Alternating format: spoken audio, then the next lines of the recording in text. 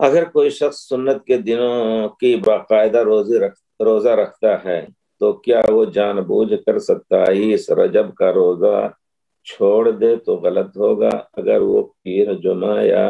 ایام البیض کو آیا ہے اور 15 شعبان کا روزہ بھی بدعت سے مخالف کی مثال کے ساتھ لوگوں کی حوصلہ افزائی کے لیے نہ رکھے تاکہ اس دن روزہ رکھنے کو سنت کا عذر نہ سمجھا جائے۔ دیکھیے، اس دن کا روزہ آپ جانتے ہیں، دنیا جانتی ہے، نبی کریم صلی اللہ علیہ وسلم نے خود رمضان سے ایک دن پہلے روزہ رکھنے سے منع فرمایا ہے۔ الا رجل کان یصومہ صوما فلیصومہ، آپ نے مستثنا فرمایا ہے کہ اگر کوئی شخص ایسا ہے جو برابر روزے رکھتا تھا اور وہ دل پڑ گیا سوموار منگل کو روزہ کا دن آنے والا ہے اور سوموار کو رکھتا تھا تو رکھ سکتا ہے انشاءاللہ۔ اسی طرح 27 رجب کا بھی روزہ نہ چھوڑے،